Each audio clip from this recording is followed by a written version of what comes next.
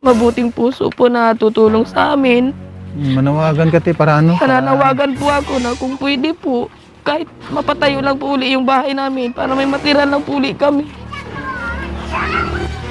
Ako po si Lupanggi. Lupanggi po ako. Murundo na po. Murundo ang asawa ko. Lupanggi Murundo. Po. O, ano ang Yun lang naman po ang ano ko. Na sana panawagan po mo ate?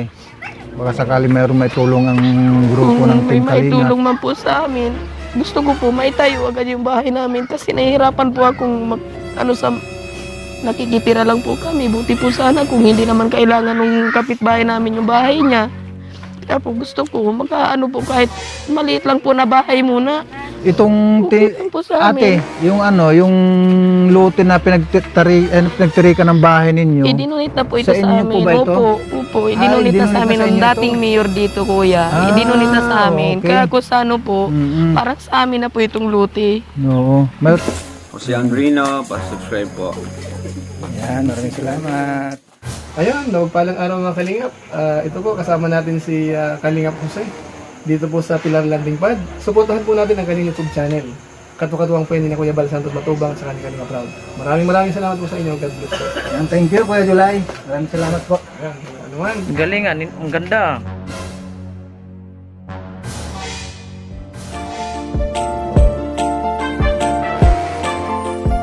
Siya ang makakasama nyo at magiging katuwang aalali sa mga nangangailangan. Jose Andrino.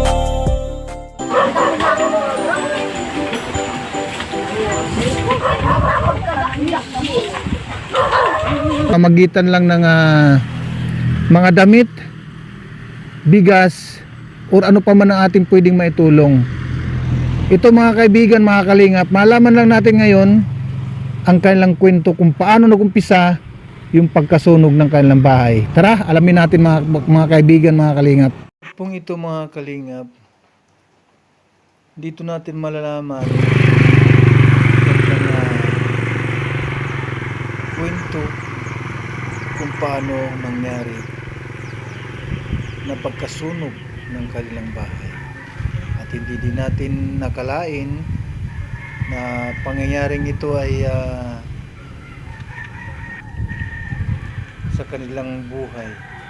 Hindi natin nakalain na yung bahay nila na tanging sinisilungan, mga kalingap, ay matupok ng apoy.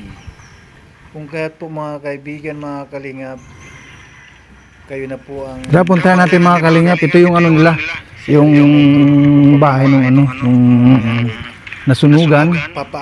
At alamin natin ngayon yung sitwasyon nila ngayon, mga kalingap. Sa kanilang kwento.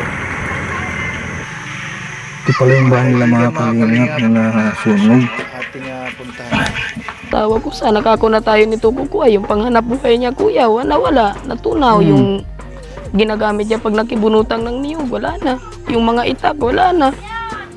Sabi ko, paano nakako tayo nito? Ba't ano palang trabaho ni kuya pala ate nung ano? Ano po kuya, pinakang ano niyang trabaho dito, siya nakibunutan po kuya ng niyog. Yun lang hanap buhay niya dito. Oo. Kaya yun, problemado, umiyak din yun kahapon at paano na niya tayo nito mabubuhay, wala na yung panghanap buhay ko. Maski anya itak, walang natira sa atin.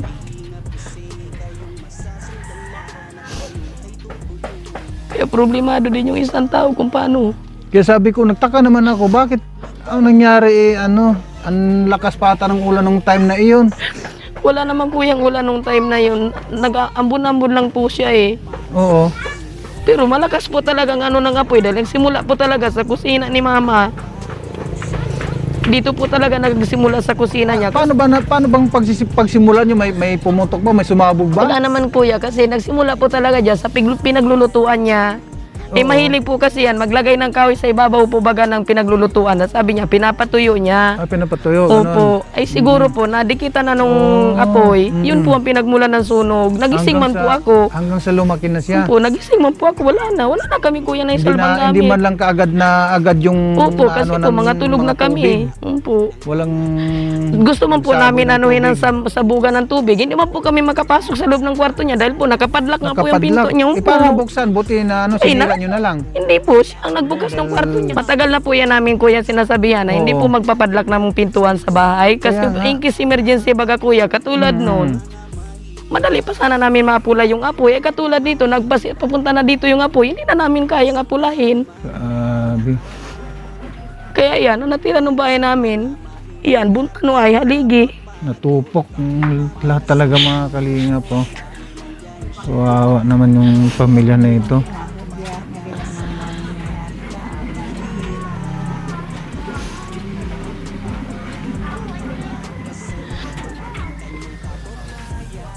Grabe ang pangyayari pala. Pati yung Kasarapan na ano nun, Pati kasarapan yung isang tulog. aso ko dyan na yung alaalaga kong aso, wala, natutong. Ay, natutong. Opo. Okay lang yung aso na matutong kasi tao. Mabuti si nanay at na Kunti pa po yan ko. Hindi pa man niya yun mapalagyan ng puluhan, manghihiram daw muna siya ng itak para maipumutol niya ng no. kahoy para po makagawa kami dito. Kahit maliit lang po muna ng barong-barong para po may matuluyan lang kami. Halimbawa tin na na mayroong gustong tutulong, ano ang panawagan mo kung mayroong may tutulong ang grupo namin. Kung ano man po, kung sakali, kahit po gusto ko po makatayo agad kami ng bahay na matitira. Ang hirap naman po kasi na walang bahay. Oo. Okay lang po sana. Kahit sabi ko nga sa asawa ko, okay lang ka ako na kumain tayo 3 bisis, hindi lang ka ako ganito ang nangyari. Dahil kasi ang nangyayari kasi back to zero kayo ay. Tulad doon yan, sabi ko wala tayong bahay. Saan ko kahit yun ito kukuha? Wala. No. Yes, kung may mabuting puso po na tutulong sa amin, Manawagan ka para nananawagan po ako na kung pwede po, kahit mapatayo lang po uli yung bahay namin para may matira lang po uli kami. Ako po si Lupanggi. Lupanggi po ako. Murundo na po. Murundo ang asawa ko. Lupanggi Murundo. Po. O, ano ang Yun lang naman po ang ko. Nasana panawagan mo po. ate? Baka sakali mayroong may tulong ang grupo Kung ng may Team Kalinga. tulong man po sa amin, gusto ko po maitayo agad yung bahay namin kasi nahihirapan po akong nakikitira lang po kami. Buti po sana kung hindi naman kailangan ng kapitbahay namin yung bahay niya. Kaya po gusto ko po kahit maliit lang po na bahay muna. Itong Okay po sa ate, amin. yung lutin na pinagtirikan ng bahay ninyo. Idinunit na po ito Sa sa, inyo po amin. ba ito?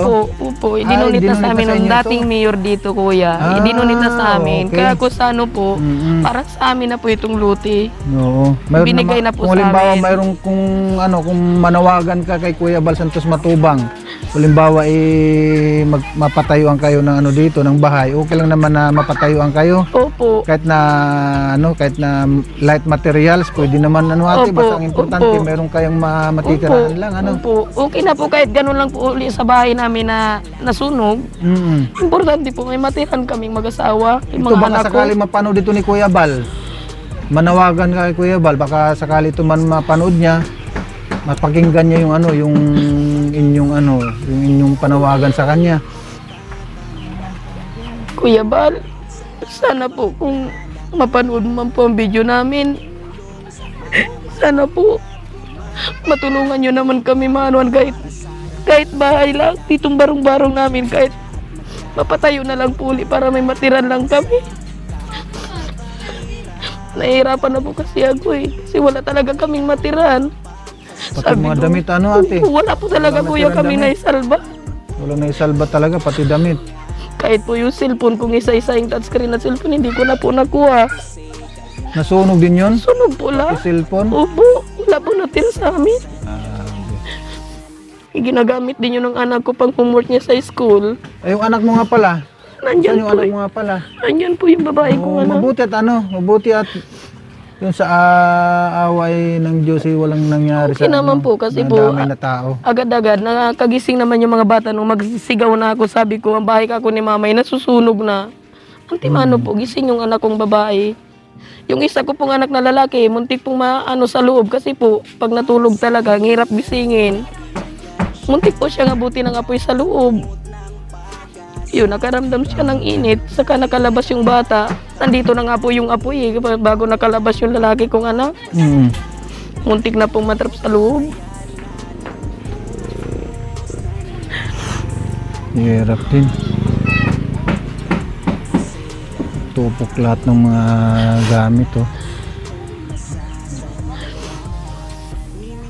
Wala talagang natira mga kagamitan ninyo. Wala po. Talaga lahat na Kaldero, kawali, ubos po lahat wala ng talaga. gamit ng pangkusina, lahat na talaga. Oo. Parang natira po talaga sa amin. Sa katawan lang talagang damit. Yun lang po Yung suot talagang, ninyo sa opo, katawan, yun yun lang lang po natira. talagang ano namin sa katawan. Pasalamat din naman po kami dito kahit papaano yung mga kapitbahay namin nagbibigay ng mga damit, kunting bigas, yun nakaraos po kami hanggang ngayon. Meron po kaming nakakain. Sabi ko nga, buti na lang ako may taong mga mabubuti ang loob, mabubuti ang puso. Kung wala, paano nakako tayo?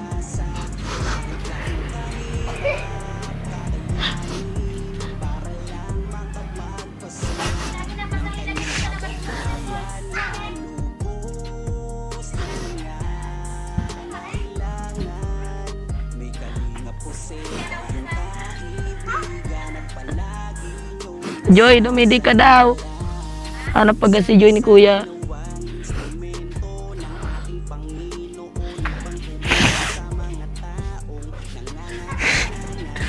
Ayan Kuya, yung bunso ko. Ay, ito yung anak mong banso. Opo. Buti atit, gising ka nung time na yun, gising ka pa.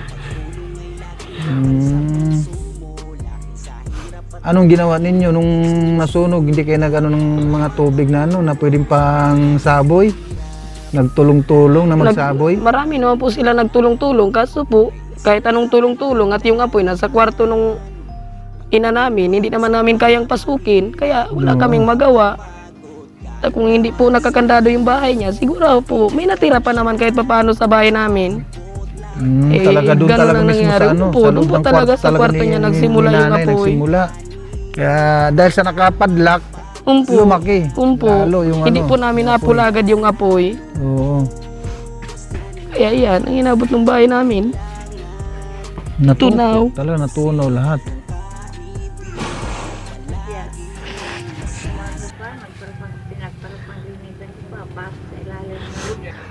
Nagkataon lang din talaga na nung time na yun na nangyari ang sunog dito. Ngayon ko lang nalaman kanina, umaga may nag-send sa akin ng video. Kaya nakita ko yung video na yun. Sabi ko, parang kilala ko ito yung yung sunugan.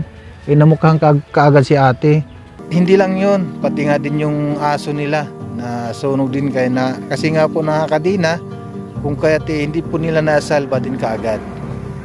Yun, maraming salamat. Nagpapasalamat talaga ako mga kaibigan sa lahat.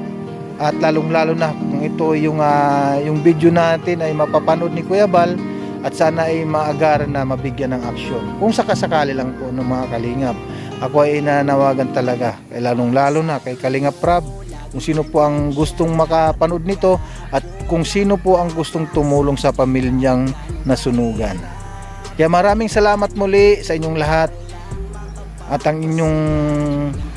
At ang aking pasasalamat talaga po sa inyo ay lubos na pagpapasalamat kung sino po ang mayroong tutulong sa pamilyang nasunugan. Muli mga kaibigan, maraming salamat sa ating lahat, lalong-lalo na yung mga nandito sa ating premiere. Maraming salamat po sa lahat ng mga tao, sa lahat ng tao na gustong tumulong. Maraming salamat po. At sana paki-share lang po mga kaibigan, mga kalingap yung ating video. At nang sa ganun po, at mayroon pong makapanood, kung sino man ang gusto makapanood na mayroong busilak ang puso at mabigyan ng tulong, ay pasalamatan namin na yun. Sa una pa lang po mga kaibigan, mga kalingap, ay nagpapasalamat na kami kung sino man ang gustong may tumulong sa pamilyang itong nasunugan. Maraming salamat po kung sino man sa inyo. Huwag po natin kalimutan mga kalingap, suportahan ang YouTube channel ni Bal Santos Matubang at kay Ate Edna Vlogs at kay Kalingap Rab. At sa lahat pa po ng mga nasa landing pad, pakisuportahan din po natin mga kalingap pa sila Ambassador G. Murillo Vlogs, Kalingap Lydia, Bilyones TV, and Rose Oral Mix Vlog. At sa landing pad po mga kalingap ng Pilar Susugon, pakisuportahan din po natin Kalingap Tatay Papsi and Mara Mara 77 Vlog at ang inyong abang lingkod Kalingap Jose. Maraming salamat po sa mga nanonood at sa LMBO supporters. No, shout out po sa kay Lolita Dulay, Kian Sam Casinillo, Jean Plagata, and G. Galupi. Sa lahat po ng mga manonood ngayon sa ating premiere, God bless at mabuhay ang Team Kalingap. Bye bye, God bless at mag-ingat po tayong lahat. Maraming salamat po kaya Inday PB sa pabigas na binigay sa atin. Mabuhay ka Inday PB.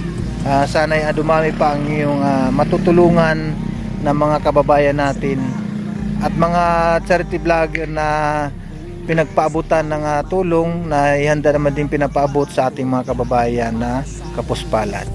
Maraming salamat muli.